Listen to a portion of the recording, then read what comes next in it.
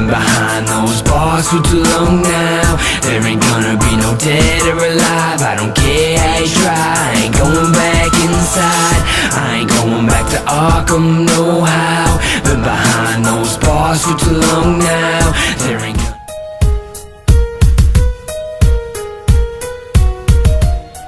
Stuck on a ship, but it's actually a trap that kidnaps our heroes.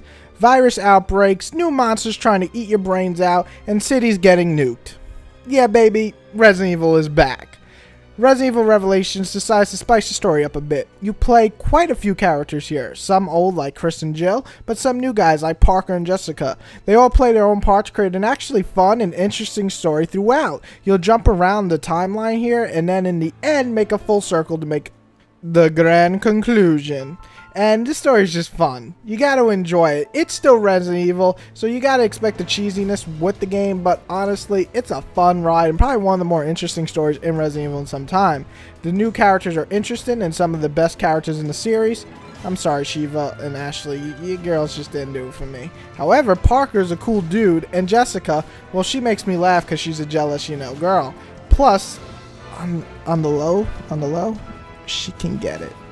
If I'm talking about a video game character, I'm not talking about real life, Anyway, the voice acting is all good, the dialogue is decent, cheesy, yet you're gonna fall in love with it because it's Resident Evil. The twists and turns are done well enough, some sensible, some what the fuck, some just fun. It's really a fun and interesting ride, and you'll probably enjoy it. Just don't take it serious and enjoy the ride. That's what he said.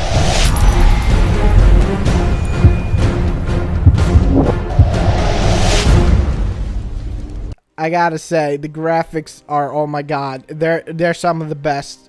They are probably the best on the handheld that I've played ever, or at least on par with the best. They're on par with like God of War, Ghost of Sparta, and Final Fantasy Crisis Core. I think they're beyond those.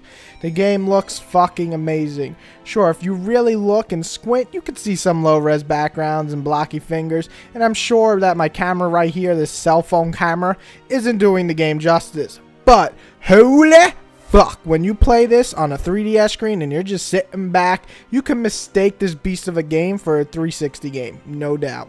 The level design is surprisingly good here. Not only is the ship well detailed and you get to play on different areas of the ship with different characters, which is all awesome, you actually get to play in different areas completely off the ship with different characters, from snowy mountains to dead beaches to a building infested with monsters, all looking really kick-ass.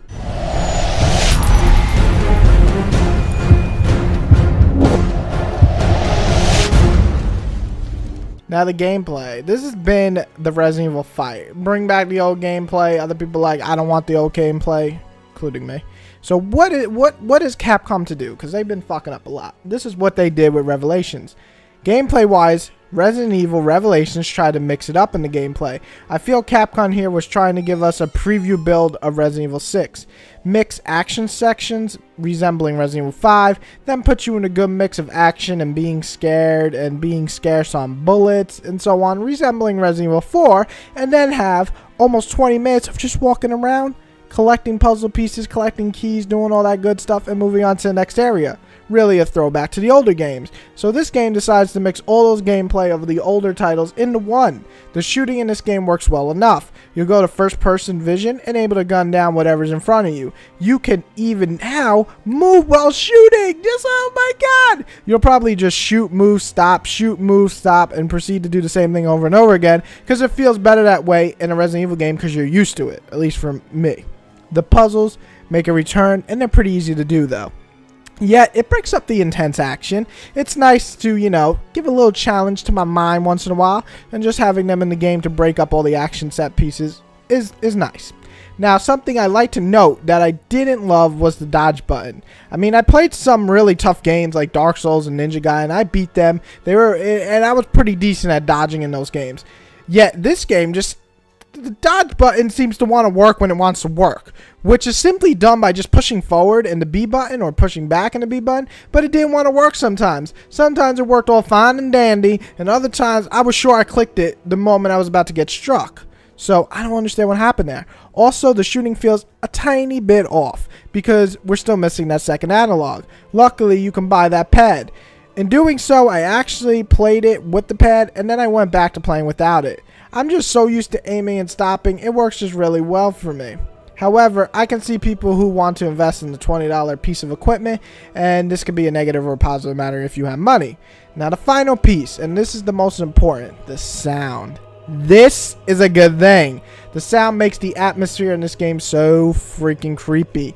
Sometimes that, actually most of the times in the last few Resident Evils, that has been missing from the series, well, for like ever.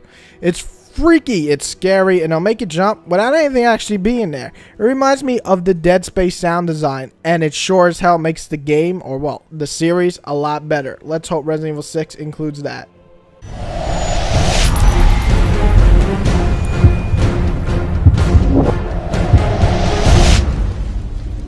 To finish up this review with the enjoyment, I have to say, I was really enjoying the shit out of this game. Yeah, sure, there's some cheesy dialogue and some old gameplay mechanics can hurt the game, but for a person like me who, you know, just wants to enjoy a Resident Evil game, none of the flaws really hurt it too much. I enjoy the cheesy dialogue. I like the gameplay mix-up. I love the graphics, and the sound design is a hell of a lot better and a definite upgrade. With a nice and lengthy single player and extra missions to do, this should give you your money's worth with this one. At $40, you get a nice package and a nice feel to an old Resident Evil game and the new Resident Evil game combined. Is it a must-buy?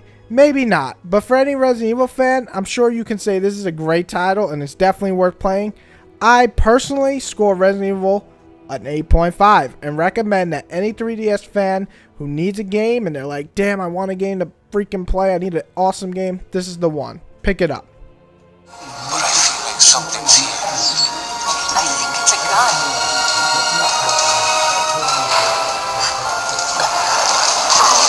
This is not good.